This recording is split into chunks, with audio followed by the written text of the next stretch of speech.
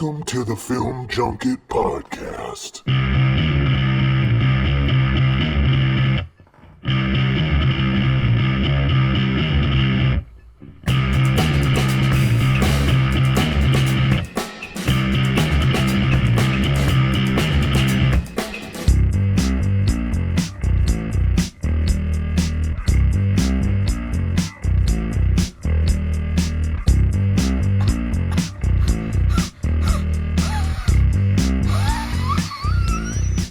Hot!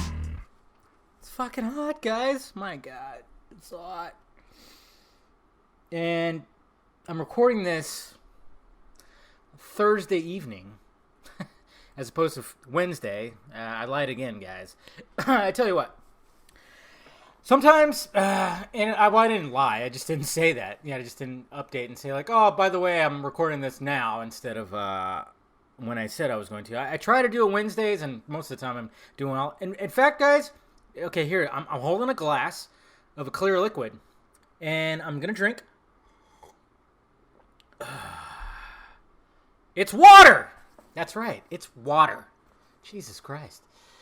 That's how hot it is, okay? And I live on the second story, heat rises. When I walked in, this is literally like 8 o'clock, or no, it's actually, 9 o'clock.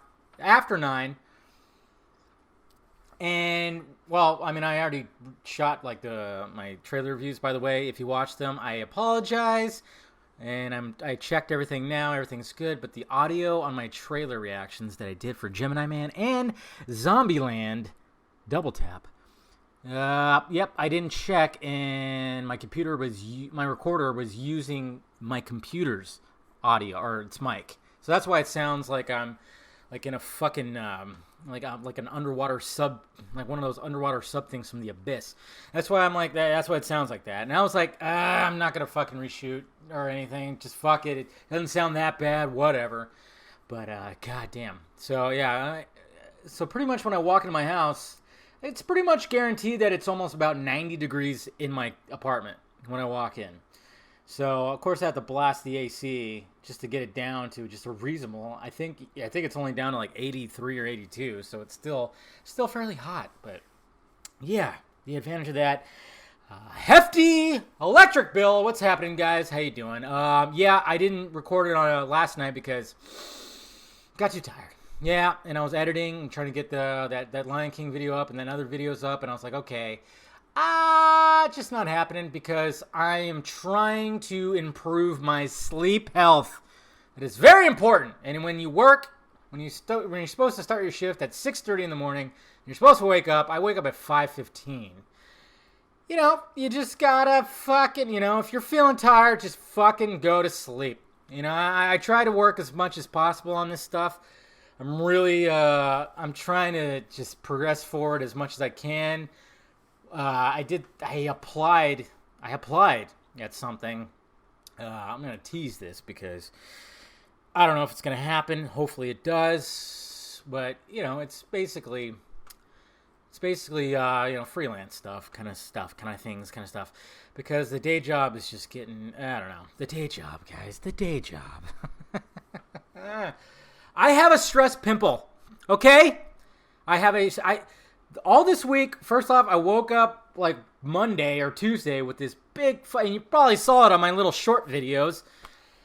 I have this big fucking bump, like right on I guess, my left side of my face.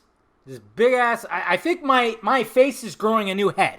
That's what it feels like. It feels like my face is growing a new head. Maybe that's a good thing. I don't know. But I got this fucking pimple, and I know it's a stress pimple because it's not like normal pimples, and I always could tell, but every time I'm like high stressed, I'll get one of these goddamn things, because a normal pimple could just be like a small bump, maybe a whitehead at the end. No, this is it's like there's a golf ball. It's like I got in a fight. That's what I'm going to tell people. They see, I got a fight. Yeah, it's swollen. See the other guy. No, but I got that, and then I get twitches too. My muscles twitch, so my forearm for like 3 days, it's actually finally subsided now, but it was just my forearm was just twitching, just a part on my forearm, my right forearm was just twitching every now and then. And I'm just going, okay, it's just all because of stress. And I'm like, no, kumbaya, my lord. So I've been trying to go to bed when I feel tired. And that just means, okay, not recording this, push it to tomorrow. And when it comes to a podcast, I like to be energetic. I like to be full energy, which I am now, because I just saw Once Upon a Time in Hollywood, which you'll have to wait for that review. Hopefully tomorrow. I think you guys can guess what I thought about it. My God. But it's also a little late, too, because I almost didn't record it either, because right after, the showing was at 4, which was awesome. Usually they're at 7, but the showing was at 4 this time, because I don't know why. It just was 2 hour and 45-minute movie. You don't feel the runtime. Well, if you're into the movie, you're into Tarantino, you will not feel the runtime. So when we got done, we went and got sushi afterwards. Oh, fuck. It was so good. So full! When I hit the stop button, I'm headed to the toilet. It's one of those days. Like, well, you guys know me. I've talked about dieting and stuff like that and the best way to do it. One of these days, when somebody is an up-and-coming YouTuber, or when somebody's just trying to start a YouTube channel and they ask for advice, I'm by no means like a huge YouTuber. I don't brag about that. I'm not living off this shit. 31,000 subscribers, almost 32. Or no, probably not even almost. I don't know. It's not like I know what the fuck. And I know like the big YouTubers really work their asses off. Sometimes it doesn't seem like they do. Come on. Jenna Marbles. I get it. But her whole shtick was, hot girl is really funny. She opens up and uses her little webcam on her computer and just be's funny and hot. And bam, success. Her video it was that one video where how to make yourself look hot or less hot or blah, blah, blah. I don't know. It was something on that long lines. That went viral and she blew up. And it was just because she was funny and fucking hot. And you just kind of go, God damn it. And I've said this time and time again. Guys, if I had a pair of tits and I looked the way I look now and I kept in shape, I would have probably 10 times the subscribers I do now. Okay? I'm just going to say that. That's not sexist. That's called female privilege. Oh, man. I'll probably get hell for that. But, you get what I'm saying, right? If I was who I am now, I had glasses, but I was a woman, and I wore Batman tank tops, cleavage, and whatnot, you better fucking believe that I would have 10 times the subscribers I do now. You guys probably listen and watch a lot more often, for sure. It's just what happens, man. I'm telling you, and I've even told friends that. I'm like, I've told my friend Amanda, you guys seen Amanda? I'm like, you could easily start a YouTube channel. If you were to start a YouTube channel talking about stuff like this, you would probably pass me in subscribers within 6 months. And I'm just like, yeah, it's just the way it is. It's a gold mine. It really is. If you are a girl and you look decent and you have a personality and you're pretty funny, you will go a long ways on this platform. You will. Twitch also. Hot girl gamers. And you know what? And there's nothing wrong with that. I'm not trying to say like, fuck them, whatever. No. Fucking rock it. You don't think I follow Instagram models? They made their fucking riches by shaking their ass in a thong and promoting Bang energy drink. That's just go on there and you see them walking in slow motion in a thong holding a Bang energy can, which is totally not good for your health, but they don't care. They're getting paid. And I say, fuck it. Get paid. What is it? Kim Kardashian can just like promote. She could do a sponsored tweet or an Instagram post and make like $1 million. Fucking why not? Good for you. Can I be jealous about it? Yes. Because you don't want to see me in a thong promoting Bang, right? Maybe I should try. Jeez. But, so I say rock it. And, and I wish it's hard. It's hard for guys. It's hard for dudes. You really have to have a personality that somebody can get around. And then, it's not like you look at my demographics, it's 91% dudes and 9% women. You know, it's just, you know, there's no. I've had female fans go, "Oh my God, you're so cute," and this, that, and this. But what? I mean, that's in single digits. Single digits, man. It's a lot of work. That's why I try to, you know, just have my energy, my personality, you know, my voice. And that's where, you know, you kind of find your voice. And, you know, I have segments that I want to do. And, you know, one of the things I've always wanted to do was just help within fitness and health because, you know, I try to keep shape. I try to eat right. But I don't go super strict. I don't go crazy. I don't prepare my meals in little Tupperware. Okay, we're going to have chicken and rice, and then chicken and rice, and then chicken and rice, and then chicken and rice and broccoli. You know, I don't do that shit. I wouldn't do that shit. But you know what I want to do? If I was ever going to start like a fitness thing, I'd go off the cuff. I would be the most un-PC fitness coach in the world. I'd call people fat ass. I'd be like, get your fat ass up. I would fat shame like a motherfucker because that works. I've seen so many times that Tom Segura, Bert Kreischer, comedians, they did a weight loss challenge last year. And it was shown on the Joe Rogan podcast. And they even talk about being fat shamed helped them. There's a lot of people that say, yeah, being fat shamed helped me. It motivated me to fucking stop eating garbage and get into the gym.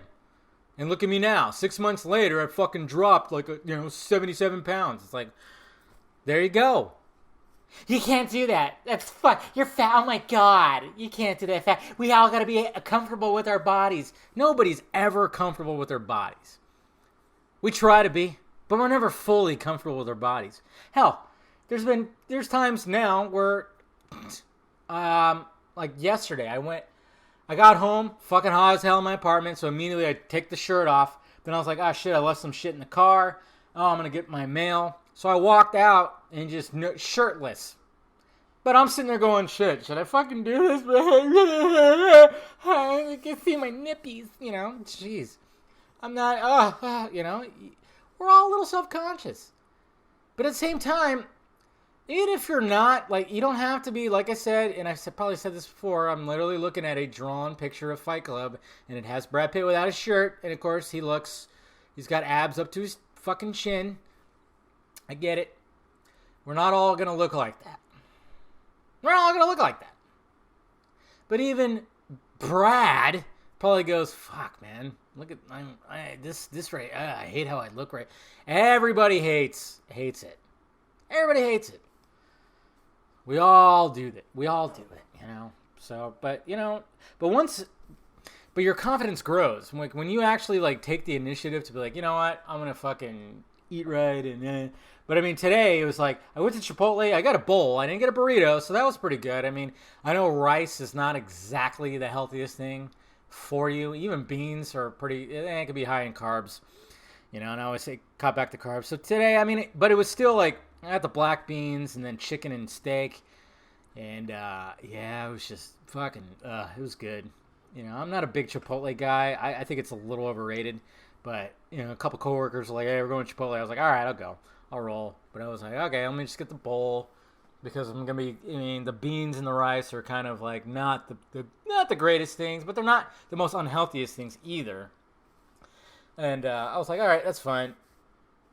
And then of course the sushi can be good too because it's fish, it's raw fish. Of course the rice, you have rice there too, and then any other shit they put on it. I don't know, the roll I got was good, and then I got some sushi albacore. I love fucking albacore, it's so good. I was not a fan of sushi 4 years ago. My girlfriend at the time got me on the sushi. It was her birthday. She wanted to go to sushi place. So I said, okay. And it was kind of like her birthday wish because she always talked about, she's like, we're going to go to sushi. I'm going to get you on sushi. You're going to be blown away. Watch. So we went on her birthday and, I was all against it. I'm not even a big seafood kind of person. I don't eat, hey, can I get the salmon? No, I'm like, give me a fucking steak, please. So, it's like raw fish. Are you fucking kidding me? I mean, that's what a lot of people think. It's like fucking raw fish. And she was just basically she was just coaching me through it. She was like, rule number one, whenever you go to a sushi restaurant, if it smells like fish in there, walk out. They're not doing it right, and it's not fresh. You're supposed to walk into a sushi restaurant and not smell fish. I went, okay. And she goes, and also, like, rule number two, it's not supposed to taste like fish, okay? It's not supposed to have the fishy taste, scent, nothing. It's supposed to be fresh and not really have anything. She said, okay. And then she started, I'll do the ordering, and bam, bam, bam. And the first thing I ate, and that's why I always get it when I go to a sushi restaurant, is albacore. Just like the sushi. You know, it's not sashimi, but it's like the sushi, but there's rice like underneath it. It's not a roll or anything, but you know, it's just like the piece of fish right on top. You know, you have the wasabi. She was like, mix it in with the soy sauce, dip it in there, and I was like, as soon as I had that first bite, I went, whoa, mind blown. Yeah, I couldn't believe it. I was like, wow, this is fucking great. And then it had a roll. I forgot what the roll was, but I was just blown away about how much I like the sushi. And so now I'm and I hadn't had good sushi in a long time. I had like, you know, lunch buffet sushi, because there's the buffet like right around the corner from my work that we go to, because you get a to-go box and you can get a lot of food for under $5. It's really good. You know, they have steak, chicken, all the shit. And of course, but you know, I don't always get the sushi. They have a lot of sushi, but I'm like, it's risky. At a buffet, be wary, you know. And then I'm like, it's not top-notch sushi, so I just like, that's why I don't. Whatever. So finally, like, we went to like right where the theater is, just top-notch sushi restaurant, and I'm fucking so full. So I'm like, I had that chipotle hot sauce in my bowl, which I'm always like, hey, just a little bit, and then spicy tuna in the roll that I got. So I was like, yeah. So like I said, once I hit the stop button, I'm probably gonna be, you know, headed towards the baño over there. Sadly, with age, guys, sometimes the spice, you just can't handle the spiciness as much. I don't know what it is in certain things. Chick-fil-A spicy chicken sandwiches, which are amazing. It's hard not to go to Chick-fil-A and not get a spicy chicken sandwich. Whatever the spices they use, man, I'm gonna be paying for it. You know, let's just say it's gonna be hard to sit. Why am I talking about this? Anyways, guys, but yeah, trying to improve the sleep health for one thing, and that's why I didn't do it. I was like, no, I'm too tired. I'm not in full energy. I'm just gonna go to bed, and it's been nice. I have like pretty much three nights. I went to bed at a pretty damn reasonable hour and got a pretty good night's sleep. So proud of myself. What else is going on? Well, Comic-Con's officially ended. Yeah. And I apologize, guys. I know I was supposed to do something at Comic-Con. I explained it in my my vlog that I posted about it on last Friday, and then even talked about it on the vodka stream. But yeah, I fucked up, guys. I fucked up because I didn't take it as seriously as I should have. And then once I talked to my buddy who was wanting to do it, I got excited. And then I went, okay, cool, let's do this. I'm going to do this. And the plan was to just not go in. That's why I didn't take it seriously, because I didn't get a badge. I didn't register in time. So I was like, this is just, what the fuck am I going to do? Just stay outside in the heat? Which is what I would have done. I would have been outside in the heat because, you know, the whole northern hemisphere is going through a heat wave right now. The whole, it was like drive down there and stand out in the heat and just ask people about the Snyder Cut, ask people about CBMs, ask people about all kinds of stuff, you know, just a man on the street, something I've never done. And I went, okay, I'll do that. Fuck it. And I was going to call off because I didn't set it up. Like I said, I didn't put my priorities in place. So I was going to call off, and I even told my project coordinator, I'm like, hey, man, I'm not going to be here Friday, okay? But then they loaded me up with work on Thursday, and then I just went, with the way things are at work, I couldn't. I mean, we got this new manager. The owner was there last week. There's a lot of things, and it's basically, there's people, they've been laying people off. You're not doing your shit, you're done. You know, so that was part of it. I had that worry in my brain. This is why I had a stress pimple, guys. This is why I have a stress pimple and a stress twitch. Because the owner was there all week, and it's just, I lose my job. It's like, what the fuck do I, obviously, just, yeah. I mean, I've done it, but I've lost jobs before. Well, one job, I got let go. I got fired. Yeah. Yeah.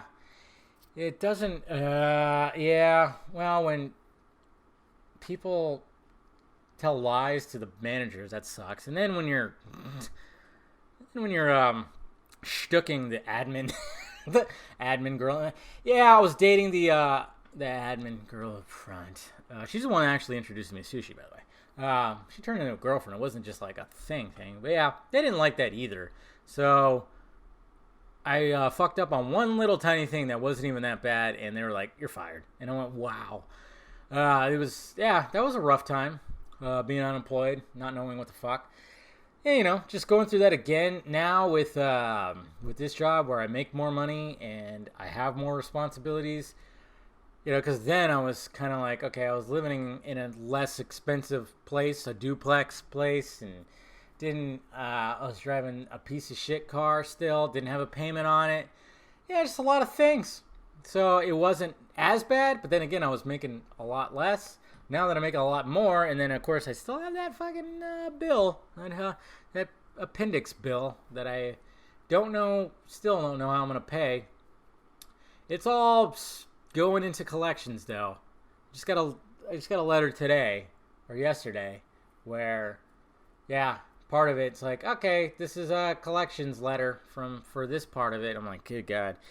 So I'm just waiting for it all to get in there and then see what happens. I don't know. We'll see what happens. There's possibilities for everything, and there's other things I won't go into detail, that I might get help on, but we'll see what happens. Ooh, this water's strong. But yeah. But yeah, so it was a missed opportunity because that really like kind of lit a fucking flame under my ass. I went, okay, I need to really push because this would have been something it could have been a disaster. For one, I'm not saying like it would have been like 100%, but it could have been a fucking disaster. People could have just said fuck off. I could have just sweated my balls off, got dehydrated and burned outside, and it just would have been a waste of time. Or it could have been something that parlayed, that helped my channel, something different. Oh yeah, Dave on the street kind of thing, and you're gonna be talking to people, and then people are gonna recognize you're gonna help push the Snyder Cut campaign, and stuff. And that was the main reason for it. Because Project Comic-Con was good because it got a lot of attention from various websites were posting about it, looking at analytics that got sent to me about it. Because what happens usually, anytime when it came to the Snyder Cut, and when somebody, The Ringer or Wall Street Journal, whoever the fuck, posted their article about it, there would be a spike, unique analytics, interests, all that stuff. You could break it down into various different categories. There's always a spike, and then it just dips down again to where it usually is. But recently, in the past 2 weeks, 3 weeks or whatever, with the buildup of everything, and then especially, the past week, the Comic-Con week, and with everything was happening with the billboard, with the bus stop, and then of course the plane and over Comic-Con, there was a spike, and then it stayed. It stayed. And that's good. Thing is, though, needed a little more presence inside the convention center. That's the only thing that I think was really missing.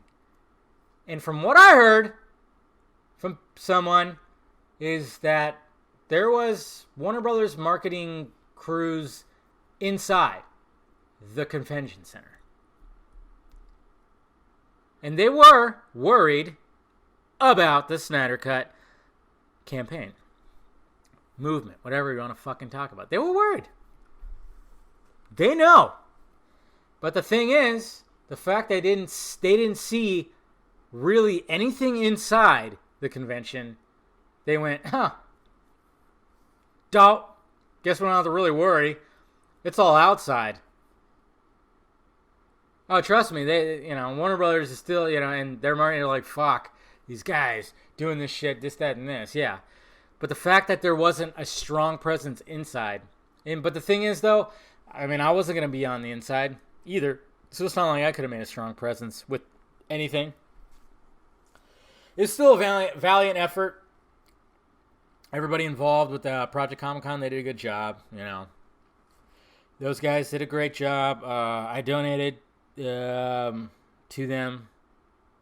I threw some money at that. But, you know, for the most part, it's like, hey, that's your guys' thing.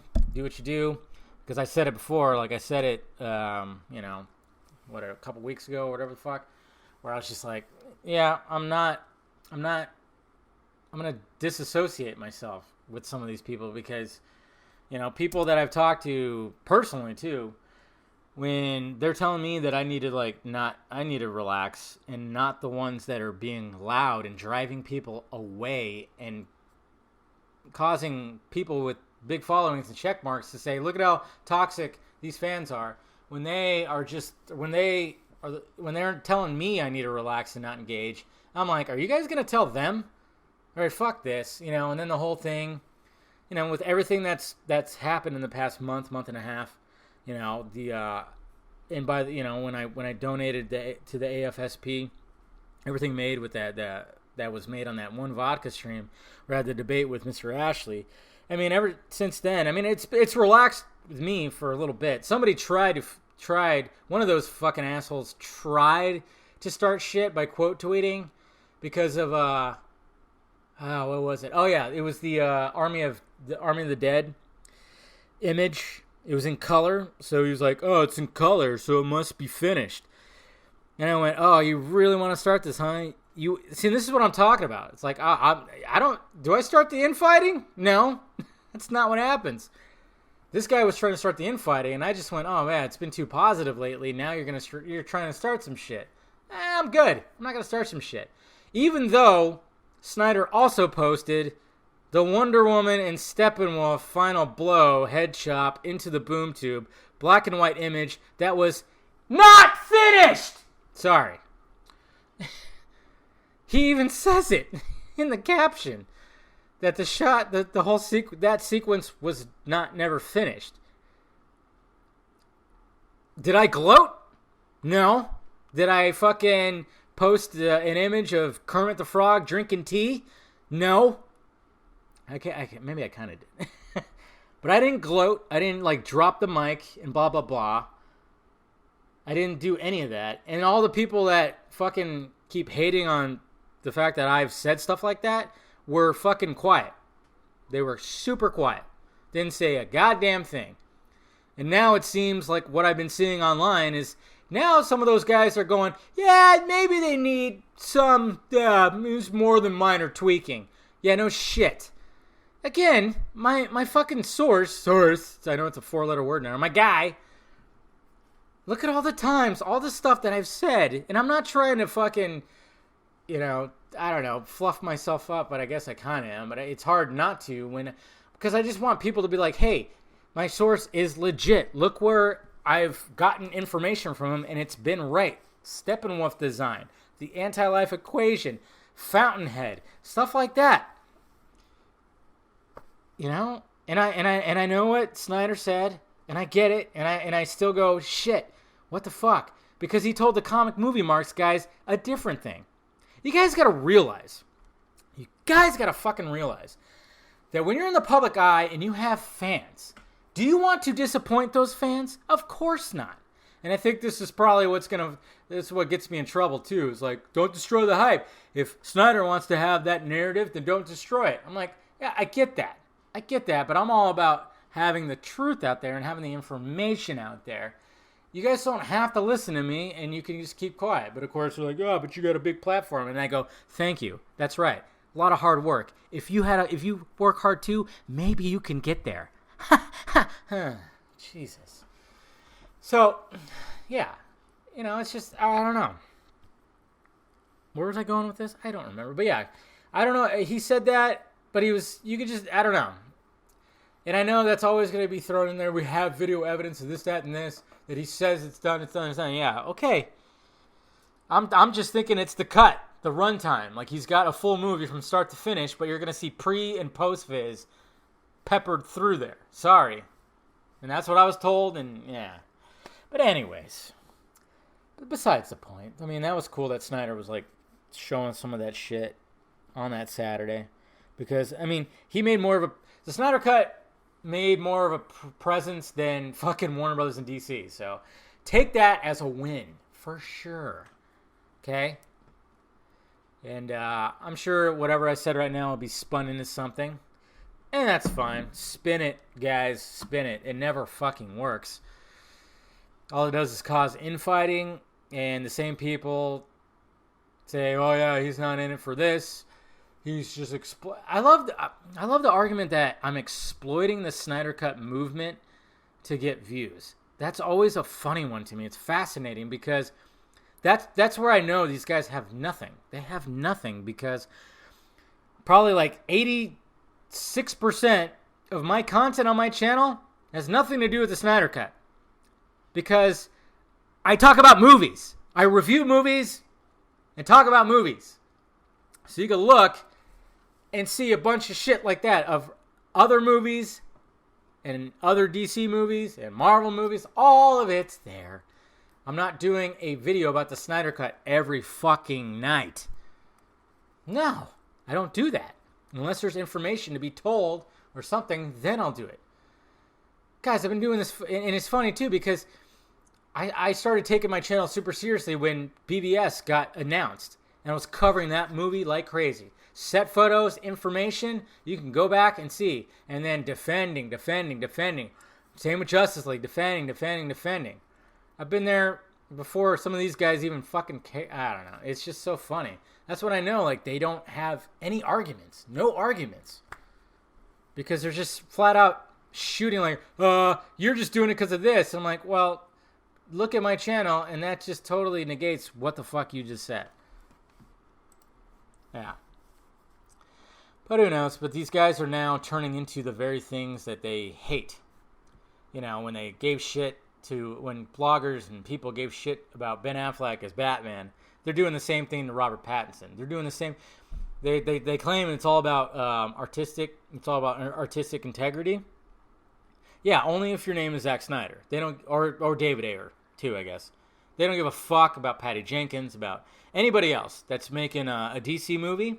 They don't give a fucking two shits about any of those guys, about their artistic freedom or nothing. It's really ridiculous. And then they want Snyder and Affleck to come back when those guys definitely don't need or want to come back. Okay, because they went through hell going through this whole ordeal. They moved on to newer projects, and they are in a happier space. I mean, literally, Ben Affleck fell off the fucking wagon and dove back into his alcoholism. And these guys want him to come back. You get there because they don't care. They don't care actually about him. They only care about themselves. Bunch of narcissistic, can't even say it. Narcissistic pricks. Maybe this is vodka, not water.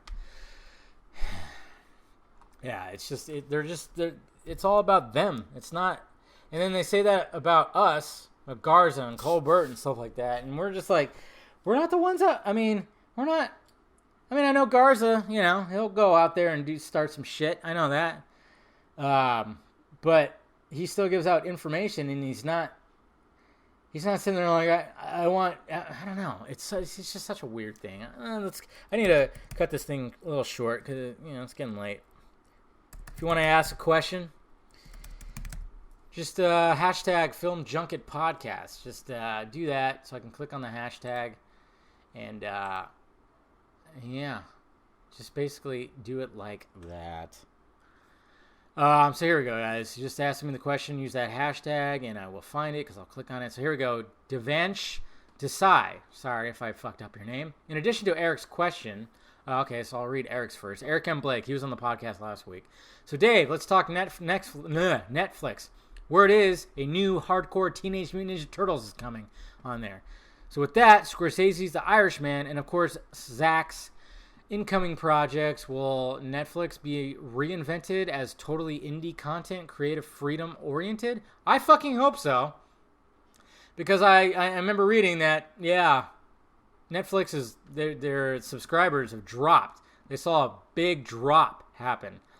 And I'm like I said, like I've been saying, man, with with all these companies wanting to start their streaming service, Warner Brothers, Disney, all these NBC Universal starting, there's going to be a streaming wars, and Netflix is going to have a problem because they're losing a lot of content, but they have to keep on building up their original content, which is a good thing. That's why they're going so hard on their original content right now. They're pushing it hard. And then Desai, he asks, in addition to Eric's question, think it's about time Netflix began a Netflix films division, or is that too much of a reach? They don't need to, because it's all just one big fucking thing. I mean, they could label it, but I don't know. There's so much content on there, Miguel M. asks, hey, Dave, you ever consider doing a Snyder Cut story video? Like one where you talk about how the whole thing started until now? I know the Comic Movie Marks made one, but I'd like to see you make one as well. Well, I appreciate that, man. I've actually considered doing that all the way from the start of the announcement of BVS at Comic-Con that one beautiful time. When What's His Nuts came out, and he read the line that Bruce says to Clark in Dark Knight Returns. Such a beautiful... I actually had the idea to do that. Still brewing up and talking with other people about doing something. So stay tuned. DLund87 asks, Dave, do you see Matt Reeves' Batman trilogy introducing the Bat family and could spin off into a Nightwing and Batgirl? Absolutely. I think that's what they're going to be doing with that, to be honest. I still want that Nightwing movie from Chris McKay, goddammit. I still want that Batgirl movie from I'm just kidding, and he doesn't have it anymore.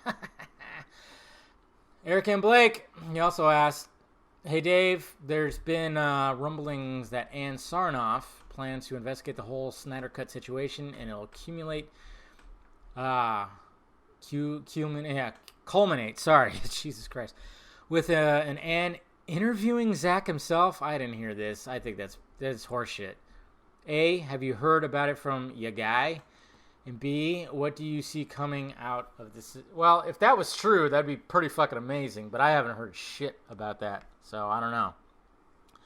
JBM, yes, did your source know what cut of Justice League was going to show in theaters beforehand, or did they learn of events after the fact? I believe he knew. He hit me up after it was released, when he found my videos, so yeah. So that's a good question, actually. Gabriel Mall, here's my lineup for 2022. New Gods, Flash, Black Adam, and Aquaman 2. You think they should be the first to release 4 in 1 year, since all these are very different movies? That'd be a lot, that's for damn sure. That'd be a shit ton. Star Wars fan Khalil, hey Dave, hope you're doing good. I am. It's just hot. Who do you hear is going to be cast as Catwoman? And you didn't respond back, so I am just unaware if you do or do not want to talk. Oh yeah, dude. I know you've been hitting me up, and you sent me a big long DM about wanting to get in the biz and stuff. I think I sent a tweet to you. Yeah, I don't know, today or something. I don't know. I don't know much about the biz. I'm not in the biz. I talked to a couple people, and that's about it. So, just if you want to start talking about movies, just fucking turn on the camera, turn on the microphone, and start talking about movies, man. Just do it. Just do it like that. That's all. All right, guys, that's it. Appreciate clicking in, as always. Follow me on all the sock meds, social media stuff. Twitter, Instagram, Facebook, Patreon if you want to help out the pirate ship, and then of course shirts and stickers. That's where I gotta concentrate more. Patreon, I think I have like 1 or 2 people that throw a couple bucks, which is fine. Maybe I need to update my Patreon page. My shirts, they're not the best. I get it, When I was working at my last job, I had a lot of downtime. And, I'm a designer and I use AutoCAD, and I just started fucking, let's just make some shirts, and I started doing these minimal kind of superhero-ish shirts and, try to do my own. I mean, that's my Avi, my little, guy that you see, my head, my face. I mean, I just drew that in AutoCAD and just fucking. I was like, okay, there you go. There's my shit. Just show my glasses, my head with my messy hair, no fucking nose or mouth, and you're good. Film junkie right there. All right, guys. Appreciate clicking in. And, yeah. Be excellent to each other. Talk to you later.